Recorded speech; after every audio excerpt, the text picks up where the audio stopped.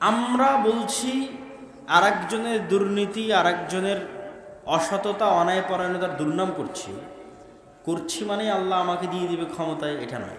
আল্লাহ সুবহানাহু ওয়া তাআলা জানেন যে আপনাকে ক্ষমতায় দিলে আপনি ওর চেয়ে বড় দুর্নীতিবাজ হবেন। প্রোগ্রাম বন্ধ করে দিচ্ছে, ওর বিরুদ্ধে বক্তব্য দিচ্ছে, ওর মসজিদে হামলা করতে যাচ্ছে, ওর মাদ্রাসায় হামলা করতে যাচ্ছে, তাহলে তাদের হাতে যদি রাষ্ট্র ক্ষমতা চলে যায় কি করবে? ন্যায় বিচার প্রতিষ্ঠা করতে পারবে? তাহলে আলেম ওলামাদের মধ্যে যত মতভেদ আছে, মাদ্রাসায় যত গন্ডগোল আছে, ইসলামী দলে যত গন্ডগোল আছে, এই ধরেন তাবলিগ জামাতের দুই গ্রুপ মারামারি করতেছে, এরকম কি হানাফি কি আহলে হাদিস, আমি কিন্তু বিশেষ কোনো গোত্রকে লক্ষ্য করে বলছি না, কি হানাফি কি আহলে হাদিস, যেখানে গ্রুপিং আছে ওখানে যায় দেখেন মাসলা মাসাইল আসল বিষয় নয়, ভিতরে ঢুকে দেখবেন ন্যায়পরায়ণতা নাই। তাহলে যে তার দলের মধ্যে ন্যায় প্রতিষ্ঠা করতে পারলো না, তার মাদ্রাসায় ন্যায় প্রতিষ্ঠা করতে পারলো না, তার মসজিদে পারলো না, আল্লাহ সুবহানাহু ওয়া তাআলার ঠেকা পড়েনি যে তাকে রাষ্ট্র ক্ষমতায় দিবে। রাষ্ট্র ক্ষমতায় দিলেও আরো অনেক বড় জালেম হয়ে যাবে। এই জন্য আল্লাহ তাকে আল্লাহর দয়ায় রাষ্ট্র ক্ষমতা দিবে না। তাহলে আমরা যদি বলি যে আমরা ক্ষমতায় যাব ইসলামের নামে, আল্লাহর দয়ায়, ইসলামের নামে নয়, আল্লাহর দয়ায় নয়, তো জোর করে কত মানুষ ক্ষমতায় আছে, আরো কত মানুষ থাকবে, কত মানুষ ক্ষমতা থেকে চলে গেছে, সেটা আমাদের আলোচ্য বিষয় নয়। আমরা ক্ষমতায় যেতে চাই ইসলামের নামে, আল্লাহর দয়ায়। তো ইসলামের নামে আল্লাহর দয়ায় যেই ক্ষমতায় যাবেন, ওই ক্ষমতার এক নম্বর শর্ত ন্যায় বিচার প্রতিষ্ঠা করা। তাহলে আগে আমার এবং আপনার মধ্যে ন্যায়পরায়ণতা থাকতে হবে, তবে আল্লাহ আমাকে এবং আপনাকে তার দয়ায় রাষ্ট্র ক্ষমতায় দিবে। যদি আমার এবং আপনার মধ্যে ন্যায়পরায়ণতা না থাকে, তাহলে আল্লাহর দয়ায় ইসলামের নামে আল্লাহ আমাদেরকে রাষ্ট্র ক্ষমতায় দিবেন না।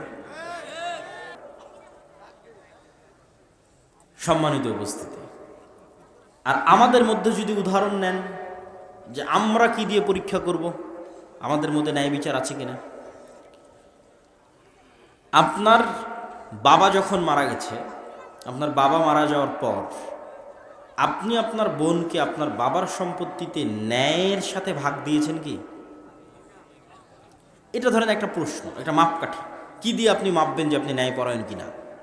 আল্লাহ আপনাকে বাছাই করতে পারে কিনা দেশের নেতা বানানোর জন্য, জাতির সমাজের নেতা বানানোর জন্য?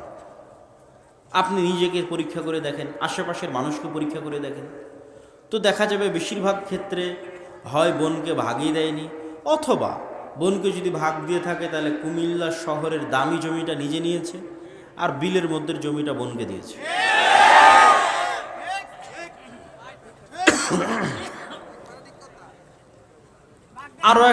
আরো একটা উদাহরণ নেন। যৌতুকের ভিত্তিতে আপনাদের এলাকায় এই অঞ্চলগুলোতে বিবাহ হয় না? হয় না? তো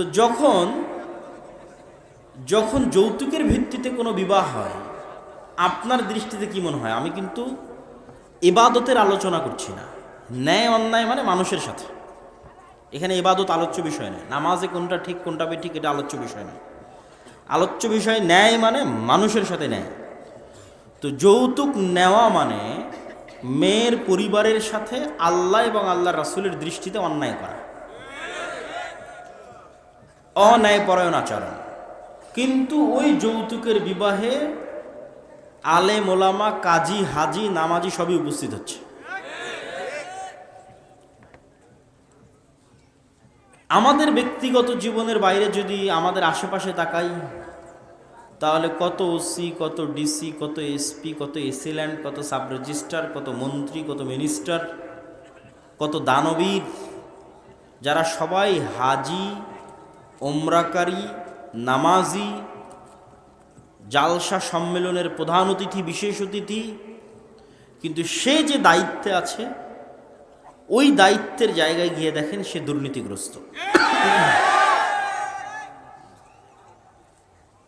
তাহলে এত এত লেভেলে, ব্যক্তিগত লেভেলে, সামাজিক লেভেলে, ব্যবসায়িক লেভেলে রন্ধ্রে রন্ধ্রে মুসলমানেরা মিথ্যার সাথে, অন্যায়পরায়ণতার সাথে জড়িত, তাহলে আল্লাহ কেমনে, আমি কেমনে আশা করতে পারি, যেখানে আল্লাহর মানদণ্ড হচ্ছে রাষ্ট্রে ইসলাম মানে ন্যায় বিচার, তো আমি কেমনে আশা করতে পারি আল্লাহ আমাকে রাষ্ট্রে ইসলামের জন্য মনোনীত করবে?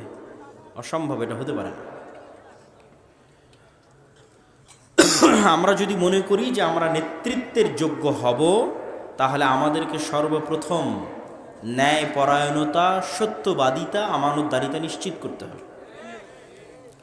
প্রশ্ন হচ্ছে, এত এত যে উদাহরণ দিলাম, এই মানুষগুলো তাহলে কেন সালাত আদায় করে, কেন হজ করে, কেন উমরা করে? রাসূলুল্লাহ সাল্লাল্লাহু আলাইহি ওয়াসাল্লাম বলেন, তিন শ্রেণীর মুসলমান বা এমন মুসলমান যার মধ্যে তিনটা বৈশিষ্ট্য আছে। মুনাফিকান খালেসা, সে খাঁটি নির্ভেজাল মুনাফিক। ইদা হাদ্দাসা কাযাবা, যখন কথা বলে মিথ্যা বলে। ওয়াইদা ওয়াদা আখলাফা, যখন ওয়াদা করে ভঙ্গ করে। ওয়াইদা তুমিনা খানা, যখন দায়িত্ব দেওয়া হয়, আমানত রাখা হয়, খেয়ানত করে। এ প্রত্যেকটা দায়িত্ব, আপনার বাবা মারা গেছে, বাবার সম্পত্তি বন্টন করা আপনার উপর আমানত, দায়িত্ব। আপনি আপনার স্ত্রীকে বিবাহ করে নিয়ে যাচ্ছেন বাসায়, এটা আমানত। আপনি একটা মহিলা মানুষের, কন্যা সন্তানের আপনি দায়িত্ব গ্রহণ করতেছেন। আপনি OC, DC, SP, AC land, sub registrar, মন্ত্রী, মিনিস্টার, প্রধান শিক্ষক, আপনি দায়িত্বপ্রাপ্ত। এই প্রত্যেকটা দায়িত্বের জায়গায় যখন আপনি খেয়ানত করতেছেন, তখন আল্লাহর রাসূলের বক্তব্য অনুযায়ী আপনি খাঁটি নির্ভেজাল মুনাফিকে পরিণত হচ্ছেন। তাহলে এই যে মানুষগুলো যাদের উদাহরণ দিলাম, এরা নামাজ পড়ার পরেও, হাজি হওয়ার পরেও, ওমরাকারী হওয়ার পরও, দানবীর হওয়ার পরও আল্লাহর নবীর দৃষ্টিতে তারা কি বলেন তো? মুনাফিক। রাসূলুল্লাহ সাল্লাল্লাহু আলাইহি ওয়াসাল্লামের দৃষ্টিতে তারা মুনাফিক। যেমন আরও স্পষ্ট করে যদি বলি, যে গত সরকারের আমলে একজন ব্যক্তি ছিল যে প্রশ্ন ফাঁস করত, আবার সেই টাকা আল্লাহর রাস্তায় দান করত। তো সে অনেক বড় আল্লাহওয়ালা নামাজি হাজি ব্যক্তি। তাহলে আল্লাহর নবীর এই হাদিসের আলোকে সে কি? মুনাফিক। তাহলে এই ধরনের ব্যক্তিরা নামাজ কেন পড়ে, হজ কেন করে, দান কেন করে? মূলত এই ধরনের ব্যক্তিরা তাদের মুনাফিকিকে ঢাকার জন্য ধর্মকে চাদর হিসেবে ব্যবহার করে।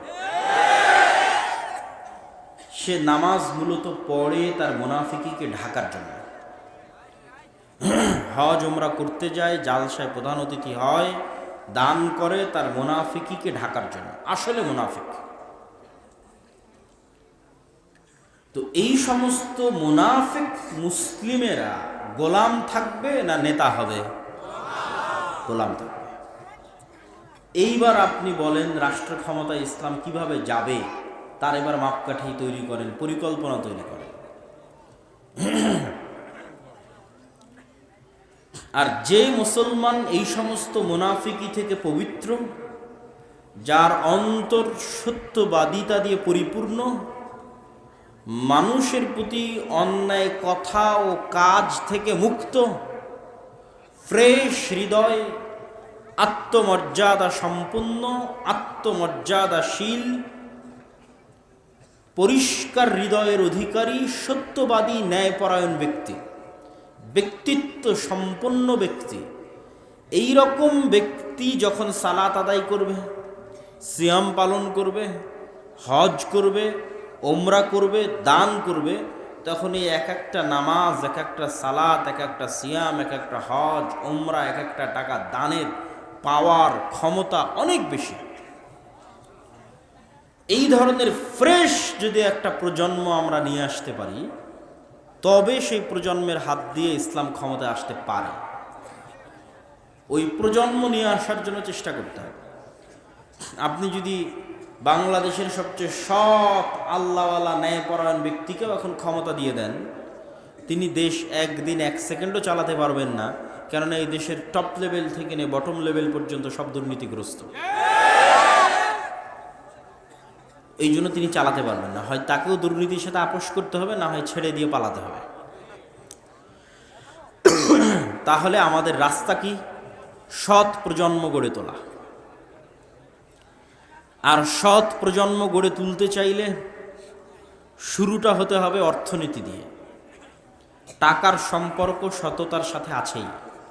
আমরা রাষ্ট্রে ইসলামের কথা বলছি, সেখানে টাকার কথা থাকবে না, অর্থনীতির কথা থাকবে না, এটা হবে না। তাহলে অর্থনীতি কিভাবে, কি দিয়ে শুরু হবে? অল্পে সন্তুষ্ট থাকা শিখতে হবে। নিজের রুজিকে, নিজের খাদ্যকে, যা আমার পেটে দিচ্ছি, আমার সন্তানের পেটে দিচ্ছি, এটাকে পবিত্র রাখাকে অনেক বড় চ্যালেঞ্জ, বদ্ধপরিকর হতে হবে। যে আমার রুজি, আমার ছেলেমেয়ের রুজি পবিত্র থাকবে, হারাম থেকে পবিত্র থাকবে।